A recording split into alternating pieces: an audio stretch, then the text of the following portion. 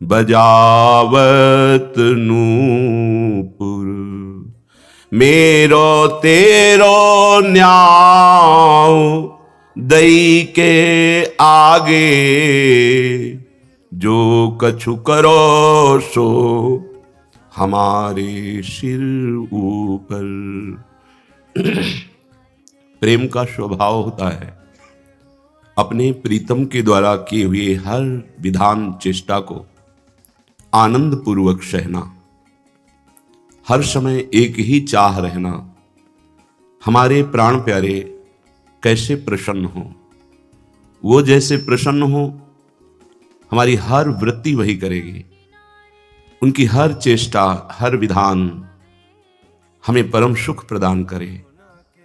प्रेमी का स्वभाव यही होता है।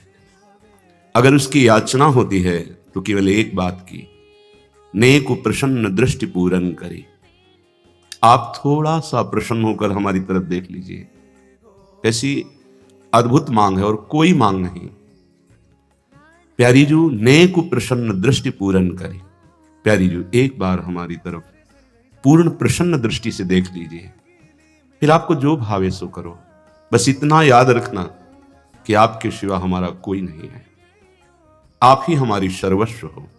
अब जो भावे सो करो, जो आप करोगे वही हमें परम सुख प्रदान करने वाला बनेगा। जोई प्यारो करे सोई मोहि भावे। श्री लाल जू महाराज प्यारी जू के प्रेम में ऐसे पगे हैं कि जो अनिर्वचनीयम प्रेम स्वरूपम कहा गया वो ठीक सार्थक लालजू के ऊपर ही होता है। यद्यपि ये अखिल ब्रह्मांडों के स्वामी हैं, पर प्रीति की रीति रंगीलो ही जाने। प्रेम की रीति का निर्वाह करना तो यही जानते हैं। जरा सा प्यारी जू ना देखे ना बोले तो जलमीन सी गति हो जाए है। श्री ध्रुवदास जी महाराज, यही प्रेम उपासना के सीढ़ी सोपान पर चढ़ने पर उपासक इस प्रेम लीला का अनुभव कर पाता है। ये प्रेम लीला केवल रसिक महापुरुषों के अनुभव का विषय है, वाणी से तो वर्णन हो ही नहीं सकता है। अनिर्वचनीयम प्रेम स्वरूपम, प्रेम का स्वरूप वर्णन नहीं किया जा सकता। कुछ दशा, कुछ लक्षण बाहरी वर्णन किए जा सकते हैं। फिर ये तो प्रेम समुद्र का सार श्री लाडली जू और लालजू महाराज का, बिहारी जू महाराज का जो निज महल का विलास, ये तो योगींद्रों मुनींद्रों के लिए भी दुर्लभ है। कोई कह सकता है जो योगींद्रों मुनींद्रों के लिए दुर्लभ हो, हमें कैसे सुलभ हो सकता है? तो जैसे आवे में पकी हुई मटकी को फोड़कर फिर कुछ नहीं बनाया जा सकता, लेकिन कच्ची मटकी को फोड़कर कुछ भी बनाया जा सकता है। ऐसे ही ये जो बड़े महान योगींद्र मुनींद्र जन है, परिपक्व अवस्था को प्राप्त है। अब इनकी जो निष्ठा है वो बदलना बहुत कठिन है। अपने लोगों की कोई निष्ठा नहीं है, अपने लोग एकदम कच्ची मटकी की तरह हैं। रसिक महापुरुषों के चरणों का आश्रय मिल जाने पर हमारे बदलने में देर नहीं लगेगी, क्योंकि हम विषयी पुरुष तुच्छ विषयों में जब आनंद अनुभव के लिए व्याकुल है तो कहीं आनंद समुद्र का अवगाहन करने का हमें आकर्षण हो जाए तो फिर देर नहीं लगेगी, ऊंचाई पर पहुंचने पे देर नहीं लगेगी। हम अपने आचार्य गुरुजनों के द्वारा गाई हुई दिव्य रसमयी लीलाओं का गायन करें। उनका अर्थ क्या है वो वाणी जी स्वयं अनुभव में कराएगी। वचन के द्वारा उसका अर्थ हो ही नहीं सकता, क्योंकि शब्द पकड़ नहीं पाओगे। ये अंतर की डूबी हुई बातें हैं जो केवल भाव देह को प्राप्त हुए महापुरुष रसास्वादन करते हैं। इसीलिए कहा और सब में गोष्ठी, रस में गोष्ठी कहा। ये तो मुंह का स्वादनवत है। गोष्ठी तो तब होना जब बोलने का अवसर हो।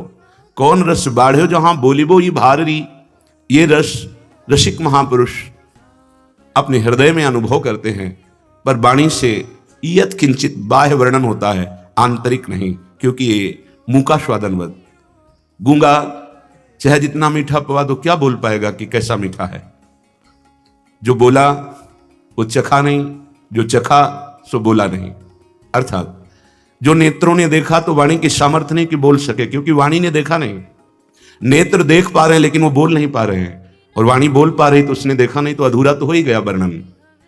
तो आवत जात बजावत नूपुर, मेरो तेरो न्याव दई के आगे, जो कछु करो सो हमारे सिर पर, निपट निकट मवास हुए, रही प्यारी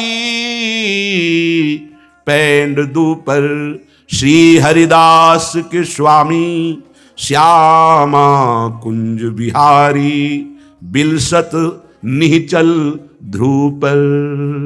श्री हरिदास के स्वामी श्यामा कुंज बिहारी, बिलसत निचल ध्रुव पर।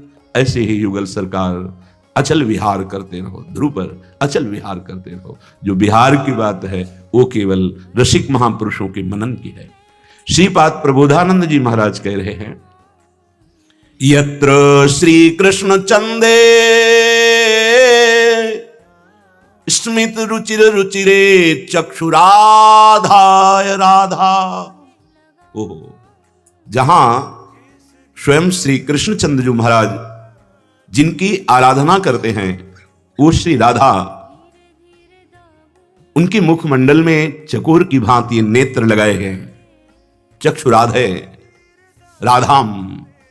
ये नेत्रों से श्री स्वामिनी जी के मुख चंद्र से जो प्रगट रूपामृत है उसका पान कर रहे हैं। अपने लोग श्रृंगार के बाद गान करते हैं, प्रिया बदन छवि चंद्र मनो, प्रीतम नयन चकोर। कैसे कैसे कोई वर्णन करे। अनंत ब्रह्मांडों के स्वामी, सौंदर्य माधुर्य के समुद्र प्रभु, जिनके रूप का अपलक नेत्रों से पान करते हैं, उस रूप का कैसे कोई वर्णन कर सकता है। तेरो रूप कहत नहीं आवे, जैसे हित हरिवंश कछुक जस गावे। यत्र श्री कृष्ण चंदे स्मित रुचिर रुचिरे चक्षुराधाय राधा। जिनकी आराधना स्वयं श्री कृष्ण चंद्र जी करते हैं, जो मंद मंद मुस्कुराती हुई श्री स्वामी जी वृंदावन नवनिभृत निकुंज में विराजमान हैं। लालजू अपने नेत्रों को स्वामी जी के मुख चंद्र पर एकटक लगाए हुए हैं, अपलक लगाए हुए हैं, और वक्तेन्द्रौ मंद मंदम रणयति मुरली मुल्ल सद्रो महर्षे। श्री प्रियाजू की तरफ देखते हुए रोमांच हो रहा है। देखो, प्रेम समुद्र में उफान आ रहा है, क्योंकि शांद्रानंद घन प्रेम मूर्ति किशोरी स्वामिनी जी प्रेम समुद्र का सार हैं। रूपचंद्र का पान करते हुए चकोर की भांति लालजू के नेत्र श्री स्वामिनी जी की आराधना करते हैं। स्वामिनी जी के रूपामृत का पान करके पुलकित हो जाते हैं, रोमांच हो जाता है। और वक्तेन्द्रो मंद मंदम रणयति मुरली मुल्लसद, बड़े उल्लास से युक्त होकर के अपने अधरों में मुरली विराजमान करके राधा राधा राधा ऐसा रटते हैं। जब ये अपने अधरों में विराजमान करके मुरली नाद करते हैं तो वैकुंठे ध्यान लीला नाखिल करण गण स्थित प्रभु काम मूर्छा। वैकुंठाधिपति भगवान श्री नारायण बंशी की ध्वनि सुनकर प्रेम विकल मूर्छित हो जाते हैं। कैसी अद्भुत झांकी का दर्शन कर रहे हैं श्रीपाद वृंदावन से। ये कल्पना नहीं है, वो देख रहे हैं। जैसे आंवले को हथेली पर रख के चारों तरफ से देखा जा सकता है, ऐसे ही अनंत ब्रह्मांड परम धाम सबका दर्शन दिव्य दृष्टि संपन्न महापुरुष करता है। जो त्रिकालज्ञ महापुरुष हैं वो त्रिभुवन को जानते हैं, लेकिन धाम लीलाओं को नहीं। लेकिन जो धामी श्री श्यामा श्याम को देख रहे हैं, उनकी लीलाओं को देख रहे हैं, अब उनकी दृष्टि में कोई भी धाम ऐसा नहीं जिसको ना देख सके। बैठे बैठे ही सब कुछ देख रहे हैं। जब देखा कि लाडली जी के मुख चंद्र का चकोर की भांति श्री कृष्ण चंद्र जी अपने नेत्रों से पान कर रहे हैं, राधया राधा, जिनकी आराधना कर रहे हैं उनका नाम राधा है, और अपनी वंशी को अधरों पर विराजमान करके वक्तेन्द्रो मंद मंदम रणयति मुरली मुल्लसद, उल्लसित होकर जो ही मुरली नाद किया राधा राधा, रोम हर्षे, पुलकित स्वयं लालजू हो गए, आनंद विह्वल हो रहे हैं। तो क्या हुआ? बोले वैकुंठे ध्यान लीला ना अखिल करण गण स्तत प्रभु काम मूर्छा। वैकुंठ के प्रभु श्री नारायण वंशी ध्वनि सुन करके प्रेम मूर्छित हो गए। संप्राप्तो स्त्री विषादी न मुदमणुमपि प्राप तत्र लोकहा। लक्ष्मी जी का स्वभाव चंचल बताया गया है, लेकिन आज वो अपने स्वभाव को भूलकर समाधिस्थ हो रही। समाधिस्थ ध्यान लीला ना अखिल करण। जो प्रभु समाधिस्थ थे वो प्रेम विकल हो गए नारायण, और जो लक्ष्मी जी का स्वभाव चंचल कहा गया है वो प्रेम समाधि को प्राप्त हो रही।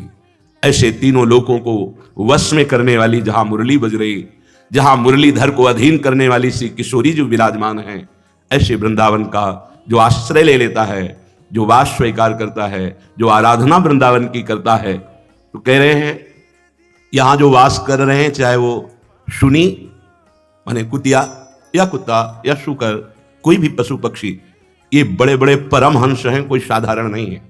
जहां ऐसे प्रिया प्रीतम विराजमान हैं जिनका नाम श्यामा श्याम है, जिनका धाम वृंदावन है, ऐसे वृंदावन के पशु पक्षियों में कभी हे भाव न कर लेना।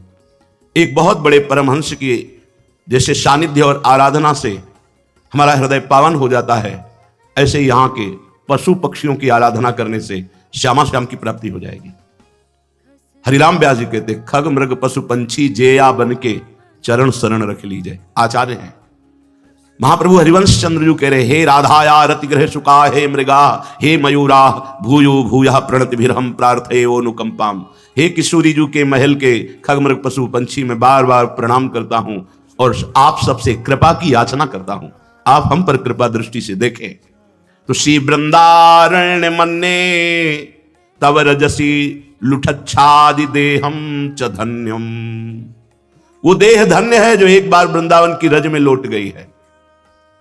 अहो भाग्य जो रोज रज का सेवन करते हैं। कई बार प्रार्थना की है, पैसा नहीं लगता है, खूब रजरानी की कृपा है। आप जैसे गिरिराज जी की परिक्रमा से 10-20 किलो रज सोहनी लगाकर एकत्रित कीजिए, अमृत है अमृत। जहां कहीं वृंदावन से रज मिल जाए महान अमृत है। रोज स्नान के बाद जैसे पाउडर लगाया जाता है, ऐसे आप पहले चाल लीजिए और महीन रच करके स्नान के बाद जब लगाएंगे तो पूरे शरीर में के रोम रोम में वो रज, और रज रानी आपके शरीर का स्पर्श कर रहे हैं तो आप प्रिया प्रीतम के स्पर्श का अधिकार प्राप्त कर लेंगे। जैसे एक उपासक आए तो बोले हमें अमुक अमुक अमुक अमुक ऐसे न जाने कितने प्रभु के नाम बताए, साक्षात्कार हुआ है। फिर ऐसे प्रश्न किए जो साक्षात्कार के विरुद्ध होते हैं। साक्षात्कार एक बार होता है, एक बार हो गया तो आजीवन के लिए लुट जाता है। वो पिय मूर्ति नयनन बसते ही रसधाय समाय, प्रीतम नेत्रों में बस जाते हैं।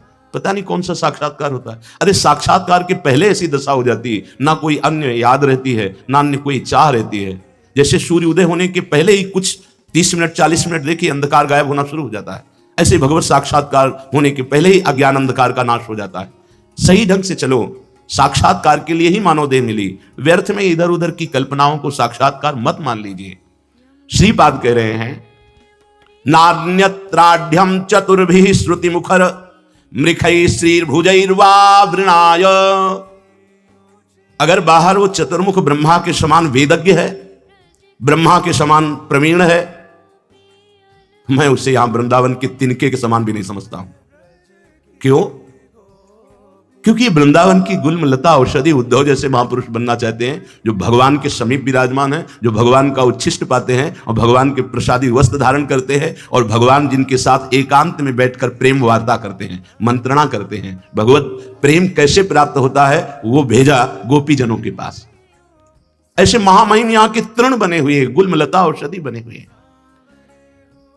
यदि वो चारों वेद कंठस्थ किए हुए 4 मुखों वाला स्वयं ब्रह्मा भी हो तो मैं वृंदावन के तृण के समान भी उसे नहीं मानता। एक बार किसी ने बड़े अपने गुरुजनों से किसी की बड़ाई बाहर की कि इतने योजन में उनका आश्रम बना हुआ है, ऐसा ऐसा ऐसा। तो उन्होंने कहा कि आप वृंदावन में बैठे हैं, वृंदावन में एक फूस की झोपड़ी बनाकर जो रहता है उसकी बराबरी ब्रह्मा भी नहीं कर सकते, औरों की तो बात जानता। ये धाम है प्रिया प्रीतम का। यहां कह रहे हैं किंचन मात्र मेरी कहीं महत्व बुद्धि नहीं होगी, क्योंकि वृंदावन निष्ठा जागृत है, वृंदावन की महिमा को देख रहे हैं। धन्यासौ या वराकी त्वयि वसति सुनी ना हम अन्यत्र मन्ने। वृंदावन की सुनी माने कुतिया या श्वान कुत्ता, जो वृंदावन की रज में पड़ा रहता है, जो रज में ही भोजन पाता है और इसी रज में शरीर छोड़ देता है, उसकी बराबरी में ब्रह्मा को भी नहीं मानता। और नहीं है ब्रह्मा जी, 60,000 वर्ष तक तप करके भगवान से याचना की कि गोकुल में मुझे कोई वास दे दो, नहीं सौभाग्य प्राप्त हुआ। अपने लोगों को महारानी जी की कृपा हो गई, धाम वृंदावन महाप्रेम रस निधि, ये आश्रय, दर्शन, वास सब कुछ प्रदान कर दिया। क्या रह गया है जो लाडली जी ने नहीं दिया? जरा सोचो, जिस महामहिम वृंदावन की ऐसी महिमा है कि इसके मध्य में वास करने वाली सुनी कुतिया की समानता ब्रह्मा जी को भी नहीं सौभाग्य है, वो हम जैसे अधमों को प्राप्त हुआ। अब क्या चाहिए आपको? वो राधा नाम जो स्वयं श्री हरि अपनी जिह्वा से रटते हैं, वो रटने का सौभाग्य मिला। वो रसिकों का संग जिसके लिए याचना ध्रुव जी महाराज कर रहे हैं कि मुझे अटल पदवी में जो मांगा वो धोखा हो गया। प्रभु, यदि मुझे आपके प्रेमी जनों का संग मिला होता तो आपकी श्री अंग सेवा मांगता, अटल पदवी नहीं। वो भगवत प्रेमी महात्माओं का आपको संग मिला। यहां कौन कौन से महात्मा किस कोटि के बैठे हैं, व्यक्त अव्यक्त, आपको क्या पता? ये श्री जी का धाम है, कब कहां कौन सी विभूति आपके पास ही बैठी हो और आप न जान पाए। और ये उस रज में बैठे हो जो शिव सनकादि की याचत। कितना बड़ा सौभाग्य! ये सौभाग्य तुम्हें दिखाई दे रहा है? अगर दिखाई दे रहा है तो रोना आएगा कि लाडली में अनाधिकारी और मेरे ऊपर कितनी कृपा। लेकिन हम तो कोसते रहते हैं, कहां प्रभु हम पर कृपा करें, क्योंकि हम कृपा मानते हैं भोगों में। इस कृपा को नहीं देख रहे कि जो अहेतु की अमोघ कृपा हुई है। ऐसी कुछ माया की चाल है कि वो समझ ही नहीं पा रहा कि हमको नाम और मंत्र एकत्रित करना है। वो केवल मन को बहिर्मुख करके अर्थ आदि की प्राप्ति या भोग वासना या समय व्यतीत करना, समय कैसे कटे फंसाते रहता है। यहां मुक्त होने के लिए रखा गया, वो फंसाता चला जाता है अपने मन को। सावधान! यहां की क्यों इतनी महिमा गाई गई है? ये कोई अलंकार की भाषा नहीं बोल रहे श्रीपाद। यदि आप रहने से रह जाएं तो जिन प्रिया प्रीतम के ध्यान की क्षमता इन बड़े बड़े महापुरुषों में नहीं, उनकी श्री अंग सेवा का अधिकार मिल जाएगा। श्रीमद राधा सुधा निधि में महाप्रभु हरिवंश चंद्र जी कह रहे हैं, प्यारोढ़ुम क्षमते न यच्छिव सुकादि नाम तो यह ध्यानगम। सोचो, जहां उनकी क्षमता नहीं है युगल सरकार की लीला के ध्यान की, वहां हमें उनके श्रीअंग सेवा का अधिकार धाम दिला रहा है। बस हमें लेना है। समिट जाओ, वृत्ति को समेट लो, बहिर्मुख वृत्ति से अंतर्मुख आ जाओ। रजरानी का सेवन करो, जो उपासना मिली है, गंभीर भाव से उदासीन होकर जगत से निरंतर उसमें लगे रहो, जीवन का परम लाभ मिल जाएगा। लक्ष्मी हस्तावलंब प्रणय वरवधूप्यत धूतात्म तत्वाम। यदि इस वृंदावन में रजरानी को लगाए हुए हैं, नाम जप कर रहा है, रोमांचित हो रहा है राधा राधा करके, उसको जो प्राप्त है उसके आगे कह रहे हैं आत्म तत्व स्वरूप लक्ष्मी जी को भी मैं कुछ नहीं समझता। लक्ष्मी हस्तावलंब प्रणय वरवधूप्यत धूतात्म तत्वाम, जो आत्म तत्व स्वरूप है उनको मैं कुछ नहीं समझता। उस उपासक को जो प्राप्त है रज लगाए हुए राधा राधा राधा राधा, और रोमांचित हो रहा है, आनंदित हो रहा है। अहो भाग्य, धन्य धन्य धन्य तेई ये इनके उपासक। आपको क्यों अनुभव में नहीं आता कि आप वृंदावन का आश्रय लिए हैं, आप वृंदावन वासी हैं, आप प्रिया प्रीतम के उपासी हैं? आपको यह आनंद क्यों नहीं आ रहा?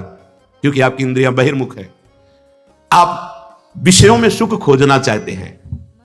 यदि उपासक बाह्यानुसंधि परिवर्धयेत फलम दुर्वासनामेव ततस्ततोधिकाम ज्ञात्वा विवेकैः परिहृत्य बाह्यम स्वात्मानुसंधिं विदधीत नित्यम। बहुत ध्यान देने योग्य बात। अपने को सब कुछ मिल गया, मानव देह मिली, सत्संग मिला, साधना मिली। अगर हम ये मानव जीवन में भगवत प्रेम नहीं प्राप्त कर पाए, तत्वबोध नहीं कर पाए, तो इससे बड़ा घाटा कुछ नहीं होगा। और इसकी पूर्ति पता नहीं किस युग में फिर हमें अवसर मिलेगा, किस जन्म में नहीं, किस युग में, किस काल में। बहता चला जा रहा था इस 84 के चक्र में, संस्कृति मांझ बरियाई के पास बीच में रोक दिया प्रभु ने और निकाल करके मानव दे दी। अब अपना कल्याण कर ले, फिर भूल गए। उपासक बाह्यानुसंधि परिवर्धयेत फलम, जब तुम अपनी इंद्रियों को बाहर रखोगे और ये भेद दृष्टि से स्त्री पुरुष, सुख दुख, मान अपमान, विषय चिंतन, तो इसका फल भी उत्पन्न होगा। देख लो, वृंदावन में हो लेकिन कितना प्रेम है प्रियालाल से, आप देखो। कई बार दिन में रोते हैं, ये देखिए। कितनी बार तड़पते हैं आप प्रिया प्रीतम के लिए, ये देखिए। आपका मनोरंजन कहां होता है? प्रियालाल के रूप माधुरी, लीला माधुरी, गुण माधुरी नाम या सांसारिक नाम रूप में? सांसारिक भोगों में, सांसारिक वार्ता में। देख लीजिए, बाह्यानुसंधि परिवर्ध ये फलम, फल मिलेगा तुम्हें। यदि तुम अपने इंद्रियों से बहिर्मुख होकर विषयों का चिंतन कर रहे हो तो उसका फल प्रकट होगा, दुर्वासना। और ये दुर्वासना मम सदा परिकर्षयन्ति, दुर्वासना मुझे भोगों की तरफ खींचती है।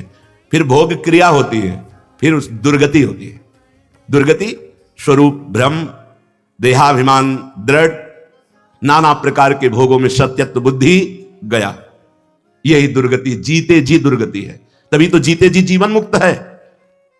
जिसकी इंद्रियां अंतर्मुख हैं, निरंतर प्रभु का चिंतन हो रहा है, उसका फल प्रकट होता है। क्या? दुर्वासना भस्म हो जाती है और वो जीवन मुक्त हो जाता है। जिसकी इंद्रियां बहिर्मुख है, विषयों का चिंतन करता है, उसका फल प्रकट होता है, दुर्वासना बढ़ती है और दुर्व्यवहार रूपी क्रियाएं होती हैं, असत क्रियाएं होती हैं और वो दुर्गति को प्राप्त हो जाता है। इसलिए तुम्हें बार बार इस विवेक का आदर करना चाहिए कि ये भोग तुम्हारे सुख के लिए नहीं है, ये भ्रमात्मक है। तुम शरीर नहीं हो, तुम इंद्रियां नहीं हो, तुम मन नहीं हो, तुम आत्म स्वरूप हो। बिल्कुल ध्रुव सत्य है। देखो, एक छोटी सी यहां स्वर्ण की नाक में पहरी जाती, छोटा सा लौंग जैसा, उसे आप क्या बोलेंगे? स्वर्ण। और सुमेरु पर्वत को क्या बोलेंगे? स्वर्ण। कितना हम यहां वजन का नहीं, जो नाक है इसका आभूषण है तो उसे लौंग कह सकते हैं, उसे नथ कह सकते हैं, बेसर कह सकते हैं, ये नाम रूप उसका अलग हो सकता है, लेकिन है क्या? तो बोलेंगे स्वर्ण। तो सुमेरु क्या है? जो 4 लाख योजन का, बोले स्वर्ण। ठीक ऐसे ही ईश्वर क्या है? बोले भगवत स्वरूप। तो जीव क्या है? आत्म तत्व क्या है? बोले भगवत स्वरूप। स्वर्ण की पहचान रखने वाला वजन को नहीं देखता, नाम को नहीं देखता कि हार है, ये कुंडल है, ये कर्ण आभूषण है, ये नथ है, वो ये नहीं देखता। वो बोलता है स्वर्ण। कीमत नथ की नहीं है, स्वर्ण की है। ऐसे ही चींटी में, हाथी में, ब्रह्मा में एक ही वो भगवान विराजमान है, इतना भी अंतर नहीं है। वैसे ही आप केवल शरीर भाव से होने के कारण जीव कहलाए गए, नहीं तो जैसे छोटी सी नाक की लौंग वो स्वर्ण ही है, ऐसे ही चींटी के अंदर जो बैठा हुआ परमात्मा वो आत्म तत्व परमात्मा ही है, बिल्कुल अंतर नहीं। वैसे ही तुम्हारे अंदर बैठा हुआ, अपने से लेकर संपूर्ण सृष्टि में एक ही परमात्मा विराजमान। सच्ची बानी, ये बहुत बड़ा भ्रम हो गया है। 10 आदमी नाव से उतरे तो बोले गिन लो यार, कोई कहीं गिर तो नहीं गया? वो 1 2 3 4 5 6 7 8 9, बोले 9 है, एक गायब है। बोले तुम गिनो। वो 1 2 3 4, तो जो नाविक था उसने कहा 10वें तुम हो, अपने को क्यों नहीं गिन रहे? तुम अपने को भूल कर गिनते रहोगे, गिनती कभी पूरी होगी ही नहीं, 9 ही निकलेंगे, 10वां नहीं मिल पाएगा। वो 10वां तुम हो पक्का। सर्वम खलमिदम ब्रह्म। तो इधर से शुरू करो। छोटा बड़ा नहीं, आकार नहीं, नाम रूप नहीं, वो तत्व सब में समान भाव। सर्वान वस्तु तया निरीक्ष, हरिवंश महाप्रभु। सर्वान वस्तु तया निरीक्ष, तो सर्वान में ये भी तो है ना, तो यहां भी तो है ना, इस हृदय में भी विराजमान हुई है। तो आप कौन हुए? जो सर्वान वस्तु तया निरीक्ष, तो आप कौन है? वो वस्तु ही तो है। कौन? जिसकी खोज कर रहे हो। जब जीव भगवत धाम जाता है तो किस स्वरूप से जाता है? निज स्वरूप से। वो निज स्वरूप क्या साधना से पैदा हुआ क्या? नहीं, वो था, वो है, वो रहेगा। उसे भूल गए थे। बस असाधनों का त्याग करते करते जे ही हृदय पवित्र हुआ तो ये झांकने में आ गया, हाँ मेरा स्वरूप क्या है। तो वो पार्थिव शरीर का राग त्यागी भगवत अनुराग में डूबा हुआ अपने स्वरूप को प्राप्त करके धाम जाता है, या वो अपने स्वरूप को प्राप्त करके मोक्ष पदवी को प्राप्त होता है, लय हो जाता है, ज्ञान मार्ग। खास बात पकड़ो, बाह्यानुसंधि परिवर्धयेत फलम। ये बहुत बढ़िया बात है। साधक हर समय बहिर्मुख रहता है। बहिर्मुख का मतलब ये सत्य है, संसार इस भाव से व्यक्ति का चिंतन, चाहे स्त्री शरीर का चिंतन, पुरुष शरीर का चिंतन, विषयों का चिंतन, मान प्रतिष्ठा का चिंतन, राग द्वेष का चिंतन, ये बहिर्मुख है। बहिर्मुख का मतलब नहीं कि आंख खोल के नहीं देखता, वो कोई क्रियाएं नहीं करता, वो कोई बात नहीं करता। वो बात करता है लेकिन भगवत स्वरूप में स्थित होकर। वो देखता है सबको भगवत स्वरूप, वो क्रियाएं करता है भगवत भाव में मगन होकर। वो बहिर्मुख नहीं है। चेष्टाएं बहिर्मुख दिखा रही, हर समय वो अंतर्मुख रहता है। बाह्यानुसंधि, वो बाह्य चिंतन कर रहा है, भगवत विमुख चिंतन कर रहा है, तो परिवर्धयेत फलम, उसका फल प्रकट होगा, दुर्वासना। और ये दुर्वासना उत्तर उत्तर बढ़ती जाएगी। परिणाम अशांति, क्लेश, दुख, विक्षेप, डिप्रेशन, ये सब। तुम अपने विवेक का आदर क्यों नहीं कर रहे हो? जो तुम्हें सत्संग में विवेक प्राप्त हुआ उसका आदर करो ना। वास्तविक तुम शरीर नहीं हो। ये 4 दिन के लिए छूट जाएगा शरीर। काम बना लो अपना। तुम न स्त्री हो न पुरुष हो, तुम भगवत स्वरूप हो, मानो। जैसे कहा जाता है कि जीव ईश कैसे हो सकता है, तो है कौन ये, कहां से आया है? तो बोलना पड़ेगा ईश्वर अंश, ठीक है। तो 1 चम्मच गंगाजल क्या बोलोगे? पानी, गंगाजल ही बोलोगे। तो 1 टैंकर गंगाजल ही, और पूरी धारा गंगाजल ही। सिद्धांत से बिलग मत जाओ। पूर्णमदः पूर्णमिदं पूर्णात् पूर्णमुदच्यते पूर्णस्य पूर्णमादाय पूर्णमेवावशिष्यते। सिद्धांत कहता है अगर पूर्ण से कुछ भी बचता है तो पूर्ण ही है।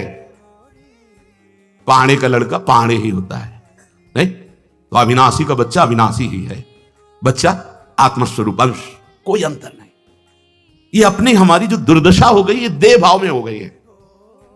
देह भाव में आकर हमारा पतन हो गया। ये भोग, ये देखना, ये सूंघना, ये छूना, इनकी कोई आवश्यकता नहीं है। ये जो अभाव पैदा हुआ है आपके अंदर, अपने को भूल जाने, अपने प्रभु को भूल जाने के कारण, अपनी प्रियाजू को भूल जाने के कारण। देखो, अगर साधन करके भगवत प्राप्ति करनी तो ये बात समझना होगा। आज हम संत महात्माओं के पास भी जाते हैं तो केवल अपनी बाह्य कामनाओं की पूर्ति की लालसा लेकर जाते हैं। ये नहीं सोचते कि जो दुख की जड़ है उसमें आग लगा दें, जड़ से दुख को नष्ट कर दें। वो एक ही उपाय है, भगवत प्राप्ति। भगवत प्राप्ति सतत भजन से होती है, चिंतन से होती है। जो इस बात को हर समय जानता रहता है, देखो पकड़ना बात कि वास्तविक में शरीर तो नहीं हूं। शरीर पंचभूतों से रचा है। अगर हमको यहां से कैंसर हो जाए तो यहां कटवाने में कोई फर्क नहीं पड़ेगा। कटवा दिया, अंग कटवा दिया, और पूरा कैंसर से भी बड़ा भयानक ये दुर्वासना अनंत जन्मों से लगी हुई है। इसके लिए पूरे शरीर को छोड़ना होगा, शरीर का राग छोड़ना होगा। शरीर को छोड़ने का मतलब शरीर का नाश नहीं है। शरीर का नाश करोगे दूसरा मिल जाएगा, शरीर भूत का मिल जाएगा, न जाने कितनी गंदी योनियां हैं उनमें चले जाओगे। शरीर का राग छोड़ना है। अब मुझे भगवत प्राप्ति करनी, इसमें इतनी आग है कि शरीर का राग भस्म हो जाएगा। मेरे प्रिया प्रीतम कैसे मिलेंगे? भस्म हो जाएगा शरीर का राग। नाम जप करो, देखो ये आग पैदा हो जाएगी। अंतरदाव लगी रहे, धुआं न प्रगटे होए, कह जाने दिल आपनो या जा सिर बीती होए। पूज्यपाद उड़िया बाबा को ऐसी मुमुक्षुता जागृत हुई कि जीना नहीं, अगर ब्रह्मबोध नहीं तो जीना नहीं। 3 दिन 3 रात तीर्थराज प्रयाग के खंडहर में अपने शरीर को ऐसे, कितनी दृढ़ता, कुछ अनुभव नहीं हुआ। अब क्या करें? कैसे अनुभव हो मैं आत्मस्वरूप हूं, ये शरीर का राग कैसे नष्ट हो? तो नष्ट कर देता हूं शरीर को। क्या जोर की मुमुक्षुता कि शरीर रखना भार लगने लगा। फेंक दिया, लौकी का कमंडल था गंगा जी में, ऊपर का वस्त्र भी फेंका और कहा अपने हाथों से पानी काटूंगा नहीं और डूब के शरीर को छोड़ देता हूं अगर ब्रह्मबोध नहीं होता। फिर मुमुक्षुता इतनी प्रबल थी कि चैन नहीं ले, तो क्या शरीर छोड़ने से ब्रह्मबोध हो जाएगा? फिर रुक गए, क्या करूं, कैसे आत्मबोध हो? भगवान शंकर जी के मंदिर में जाके लेट गए। ऐसी उन्मनी अवस्था, ऐसी उदासीनता, वो केवल उसी स्थिति का महापुरुष जानता है। देहरी पे सर रखा, लिंग पे चरण रखा और लेट गए। या तो ब्रह्मबोध हो या मृत्यु हो, इतनी प्रबल इच्छा। भगवान नर नारायण प्रकट हुए और उपदेश किया। बस उसी समय से समाधान चित्त का 18 घंटे पद्मासन में, एक कवल अन्न, केवल एक कवल, एक मुंह में एक बार जितना आ गया, बस 24 घंटे में तब अपने स्वराज सिंहासन पर स्थापित हुए। अपने को बड़ा सरल मार्ग मिला है प्रियाजू की करुणा का। वही स्थिति, देह भाव रहित स्थिति भौरी सखी की देखी गई, परमानंद दास जी की, बड़े बड़े महापुरुषों की देखी, पर बहुत सरल मार्ग। हम बाह्य विषयों में जब तक सुख बुद्धि करेंगे तब तक कोई भी आनंद नहीं मिलेगा, चाहे जिस मार्ग से चलो। वो केवल देह का नाटक चलता रहता है। भगवदानंद लेश अंदर प्रकट नहीं हो सकता बहिर्मुख वृत्ति होने के कारण। तुम ऐसा क्यों नहीं समझते हो कि तुम शरीर नहीं हो? ये शरीर की मांग, ये इंद्रियों की मांग, ये मन की मांग तुम अपनी मान करके अधर्म आचरण, पापाचरण करते चले जा रहे हो। और आचार्य महापुरुष जन कहते, वाहे निरुद्धे मनसः प्रसन्नः तुम मनः प्रसादे परमात्म दर्शनम। सीधी बात। त्यागाच्छांतिरनंतरम, हमारी को अंदर से बुद्धि कहती है भोगाच्छांतिरनंतरम, ये जो जलन हो रही भोग लूं तो शांत हो जाएंगे। शास्त्र क्या कह रहा है? हमारी इंद्रियां जो बाहर जा रही इनको रोक लो, वाहे निरुद्धे मनसः प्रसन्ना, अखंड प्रसन्नता प्राप्त हो जाएगी। और उसी अखंड प्रसन्नता में मनः प्रसादे परमात्म दर्शनम, उसी प्रसन्नता में भगवत साक्षात्कार होता है। तस्मिन् सुदृष्टे भवबंध नाशो बहिर्निरोधः पदवी विमुक्ते, उसी समय आवागमन चक्र नष्ट हो जाता है जे ही वो परमात्मा दर्शन करता है। इसलिए बाह्य विषयों के भोग की चाह को रोक दिया, वही मुक्त पदवी में बैठ गया, वही जीवन मुक्त हो गया। कितना सुंदर स्पष्ट वर्णन है। यदि बाह्य पदार्थों विषयों को भोगने की लालसा को रोक दिया तो मन में एक आनंद मीठा मीठा उत्पन्न होता है। जैसे जैसे भगवत चिंतन अंदर बढ़ता जाता है, आनंद बढ़ता जाता है, उसी आनंद में उसे आनंद की उद्रेक में परमात्मा का साक्षात्कार होता है। और उस साक्षात्कार होते ही संसार बंधन विध्वंस हो जाता है। अर्थात भोगों से मन को हटा लेना ही जीवन मुक्त अवस्था का अनुभव करना है। पूरा जीवन इसी में लगे, ये खा लें, ये सूंघ लें, ये भोग लें, ये देख लें, ये यथा लाभ संतोष सदा काहू सो कछु न चाहूंगा। भोजन पाते समय आप भोजन नहीं पा रहे, आप ध्यान दीजिए, प्राणों का पोषण हो रहा है, जो मिले रूखा सूखा, राधा राधा राधा, अपने कर्तव्य कर्म को कर रहे हैं। ये मानव जीवन मिला है, इसलिए हमें कोई फल नहीं चाहिए, हमें जीवन मुक्त होना, हमें भगवत प्राप्ति परम फल चाहिए। सुख दुख ये एक क्रम है, आता जाता रहेगा प्रारब्ध की रचना से शरीर में। आप उससे निरपेक्ष रहिए, आप पुरुषार्थ कीजिए भगवत प्राप्ति का। हृदय प्रसन्न होता है भोग रहित वृत्ति से। पूरे समुदाय लगा हुआ है भोग युक्त प्रसन्नता चाहना। कौन सुखी है? आप लोग जो कल्पना करते होंगे वो पद वाले और वो संपत्ति वाले सबके दर्शन होते हैं, अशुभ प्रवाह होता है और पश्चाताप की अग्नि जलते हुए बोलते हैं इतने बड़े बड़े पद में है कि आप जिनकी कल्पना करते हैं कि काश में ऐसा होता, वो हैं वो रास्ता खोज रहे हैं कि जलन कैसे मिटे। वो रास्ता एकमात्र श्री भगवान के चरणों का आश्रय लेकर धर्म पूर्वक कर्तव्य करते हुए, नाम जप करते हुए जीवन बीते। वो तो किया नहीं तो हाथ क्या लगा? पश्चाताप, क्लेश, अशांति, भारी घर में जलन, भारी हृदय में जलन। अब कहां मिटे, कैसे मिटे? क्योंकि पद है, रुपया है, पैसा है, सब है, लेकिन वो नहीं है जो होना चाहिए। वो केवल भगवत चिंतन से होता है, केवल भगवत आश्रय से होता है। अपने लोग बड़े सौभाग्यशाली हैं जो ये बात सुन रहे हैं, इसको धारण कर लो। धारण नहीं करोगे कोई उपाय नहीं है। ये दुखालय मशाश्वतम तुम्हें कभी सुखी नहीं कर सकता। आज हम चर्चा भी करते हैं तो केवल वही चर्चा करते हैं जिससे और फंस जाएं। मुक्त होने की, भगवत प्राप्ति की चर्चा मिलना कठिन है। ये दान करो, वो करो, इससे क्या होगा? मन तुम्हारा विषयों में लगा है, तुम लाखों रुपया दान कर दोगे, करोड़ों मिल जाएंगे, फिर क्या होगा? लाख में तो तुम्हारी दुर्दशा है, करोड़ में तुम्हारी दुर्दशा और कितनी हो जाएगी? अर्थ है लेकिन राग नहीं है, भोग है लेकिन वासना नहीं है, परिवार में है लेकिन ममता नहीं है, विचार चल रहे हैं लेकिन अहंकार नहीं। वो जीवन मुक्त महापुरुष है, चाहे गृहस्थ हो चाहे विरक्त हो। कहा पंडिता संसद सद विवेकी श्रुति प्रमाण परमार्थ दर्शी जानन ही कुर्यादसतोवलंबम स्वापात हेतो शिशुवन मुमुक्षु। कहा पंडिता, यदि सद असद का विवेक नहीं तो किस बात के तुम ज्ञानी हो, किस बात के साधक हो, किस बात के हो? बड़ा विचित्र खेल है। सिर्फ अहम का पोषण, अहंकार, अंतःकरण धर्म, अहम का पोषण। कहा पंडिता, किस बात के पंडित हो? भगवान पंडित किसे कहते हैं? विद्या विनय संपन्ने ब्राह्मणे गविहस्तनी सुनी च सुपाके च पंडिता समदर्शिना। वो पंडित है जो सब में एक भगवान को देख रहा है। अगर श्री भगवान का दर्शन नहीं हो रहा, सब में आत्मस्वरूप का अनुभव नहीं हो रहा, तो कहा पंडिता? कौन पंडित है फिर? किस बात के पंडित है? श्रुति प्रमाण जानने वाला, सद असद का विवेकी, परमार्थ तत्व का ज्ञाता, ऐसा कौन होगा जो विषयों में फंस करके अपनी जीवन मुक्त अवस्था को खो दे? भला जानबूझ करके कौन बालक जैसी चेष्टा करेगा अपने नाश की? जैसे बालक चाकू से खेलना चाहता है, जार खाना चाहता है या मल से खेलना चाहता है, ऐसे ही कौन इन विषयों से खेलना चाहेगा जो सद असद विवेकी है, जो परमार्थ तत्व में चलने वाला है, जो श्रुति प्रमाण को जानने की इच्छा रखने वाला है। इसलिए देहादि संशक्ति मतो न मुक्तिर मुक्तस्ते देहाद्यभिमत्य भावः सुप्तस्य नो जागरणं न जाग्रतः स्वप्नस्तयोभिर्न गुणाश्रयत्वात्। जो अपनी देह इस अनात्म वस्तु में अत्यंत आसक्ति रखता है, वो क्या जाने कि जीवन मुक्त अवस्था में कैसा परमानंद है। ये देहाभिमान तुम्हारी दुर्गति का कारण है। यही तुम्हारी जागृत, स्वप्न और सुषुप्ति अवस्थाओं में जीवन की धारा को काट रहा है, नष्ट हो रहा है। कुछ समय जागृत में गया विषय चिंतन में, कुछ स्वप्न में, कुछ सुषुप्ति में, लेकिन सत्य में कितना समय गया? सत्य चिंतन में, सत्य आराधन में कितना समय दिया? ये देहाभिमान 3 अवस्थाओं में तुम्हारे जीवन को नष्ट कर रहा है। ये दोनों अविद्या और अहंकार सबको बांधे हुए हैं।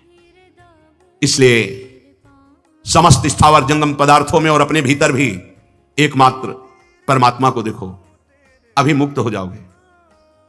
अपने भीतर भी अंतर बहिर स्वम स्थिर जंगमेशु ज्ञानात्मनाधारतया विलोक्य। बिना इसके ना तो आगे बढ़ पाओगे प्रेम में, न जीवन मुक्त अवस्था में। इसलिए हरिवंश महाप्रभु ने कहा, ये क्रूरा अपिपापिनो न च सताम संभाष्य दृश्यासे सर्वानुवस्ततया निरीक्ष परम स्वारथ। ये अत्यंत आवश्यक है, बिना इसके बात नहीं बननी। अब हम एक दूसरे की निंदा करते हैं, राग द्वेष करते हैं, एक धर्मावलंबी दूसरे धर्म को छोटा बढ़ाकर ऐसे लड़ाई झगड़े, ये परमार्थ नहीं है। जो क्रूर हैं, पापी हैं, दुष्ट हैं, जो संभाषण योग्य भी नहीं है, हमको उनके हृदय में भी भगवत स्वरूप का चिंतन करना है। ये बाहरी लीला मायाकृत है, आप ही विराजमान हो। स्वम अपने भीतर भी कह रहे, अंतर बहिर स्वम स्थिर जंगमेशु। अंतर में, बाहर में, जड़ में, चैतन्य में और स्वयं में अपने आराध्य देव का दर्शन करे, अपने इष्ट का दर्शन करे। यहां भी मेरे प्रभु विराजमान है, यहां भी प्रभु विराजमान है, सर्वत्र मेरे प्रभु विराजमान। सा महात्मा सुदुर्लभा, क्योंकि यही माया मुक्त हो पाएगा।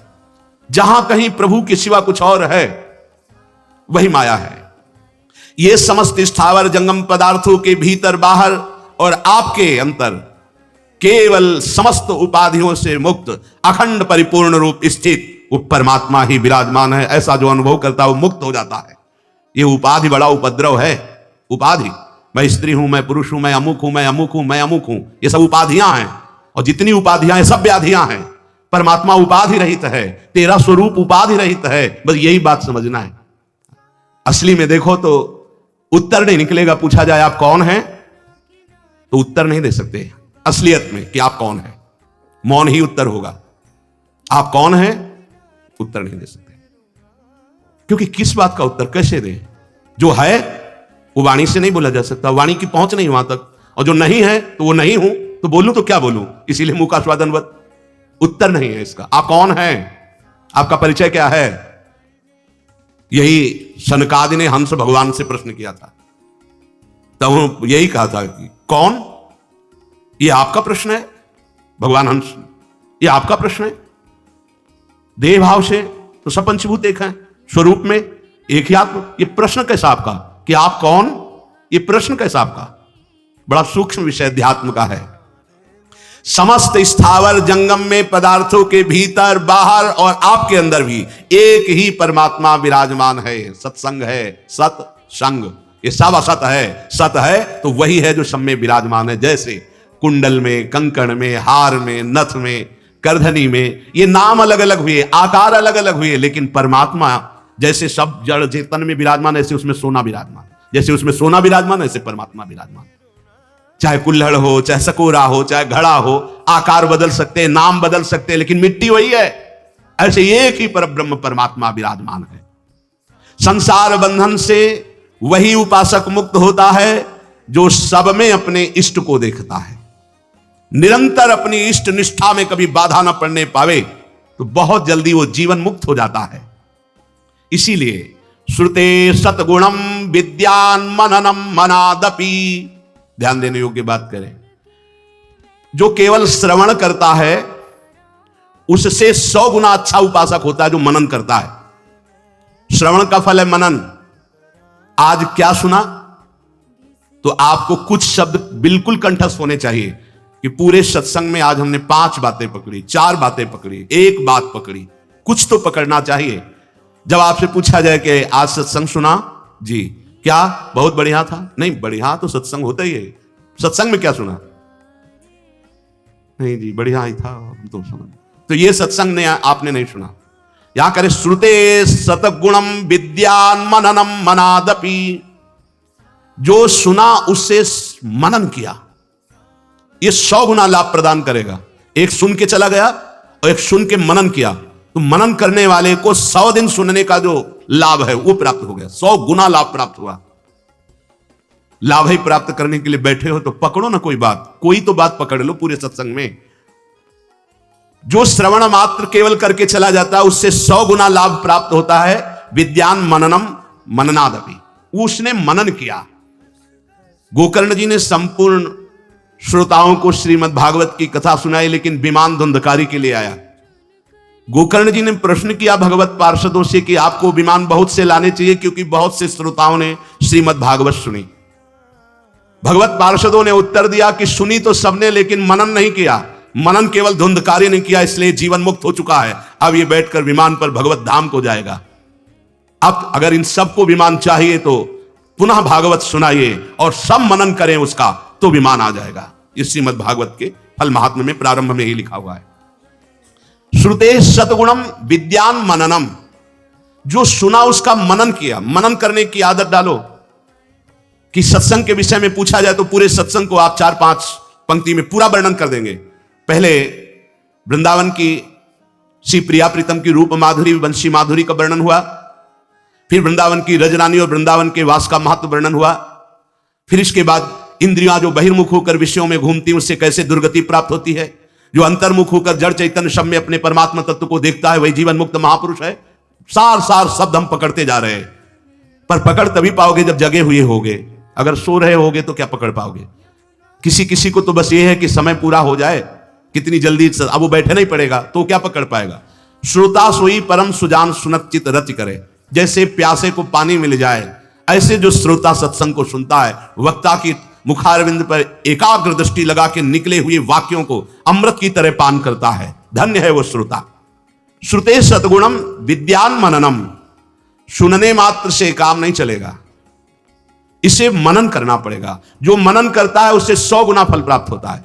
और मननादपि निधिध्यासम लक्ष्य गुण मनंतम निर्विकल्पकम, जो मनन करता है और मनन करके जो सार बात निकली उसमें स्थिति प्राप्त करता है, वो लाख गुना मनन करने वाले से भी बढ़कर लाभ प्राप्त करता है। वही अपने इष्ट में अचल स्थापित हो जाता है। सुना, मनन किया और मनन का सार जो मिला उस पर चल पड़े, अपनी स्थिति बना ली, वही परमात्मा स्वरूप को प्राप्त होता है। योगस्य प्रथमं द्वारम वांग निरोधो अपरिग्रह निराशा च निरीहा च नित्यमेकांतशीलता। इस परमार्थ मार्ग में चलने वाले पथिक की पहली सीढ़ी है कि अपनी वाणी पर अंकुश कर ले। वांग निरोधो, योगस्य प्रथमम द्वारम, मौन का आश्रय ले लो। ज्यादा बोलने का अभ्यास ही नहीं होना चाहिए, बड़े अपराध बन जाते हैं, निंदा स्तुति बन जाती है, दोष दर्शन होने लगता है, वो साधक गिर जाता है। मौन का स्वभाव बनाना चाहिए। जड़ मौन यहां वृंदावन में ठीक नहीं। यहां हम राधा राधा बोलेंगे, प्रभु की चर्चा बोलेंगे, कोई प्रश्न करेगा तो जो शास्त्र सम्मत बात है उत्तर देंगे, नहीं तो मौन रहेंगे। प्रपंच की तरफ से पूर्ण मौन होना चाहिए। आपको पहली बार कोई खड़ा करके बात कर रहा है, समझ में आया इससे बात करना प्रभु को भूल जाना है, अगली बार से वो कहेगा राधे राधे, उत्तर नहीं देना, श्री हरिवंश, उत्तर नहीं देना, अंदर से श्री हरिवंश बोले चल दिए। हमें किसी से क्या लेना देना? हम किसी का अहित नहीं करेंगे, अमंगल नहीं करेंगे, हम किसी पर दोष दर्शन नहीं करेंगे, पर हम अपनी वृत्ति को भगवदाकार करने आए हैं। ये नहीं कि कोई हमसे बोले तो हम बोलना जरूरी है, नहीं, कोई प्रश्न करे तो बोलना जरूरी नहीं। उपासक हो, आप कृपा करें तो बात कर ले, ना चाहे तो बिल्कुल आपके ऊपर कोई शासन नहीं कि आपको बात करना ही पड़ेगा, ऐसा सिद्धांत नहीं है। योगस्य प्रथमम द्वारम वांग निरोधो, सबसे पहली साधना है वाणी को रोक ले। बोलने से बहुत शक्ति नष्ट हो जाती है। जैसे हम भगवत चर्चा करें तो इससे शक्ति बढ़ती है, लेकिन प्रपंच की वार्ता करने से वाणी की शक्ति नष्ट हो जाती है। जब आपकी जबान अपवित्र हो गई तो नाम कैसे चलेगा?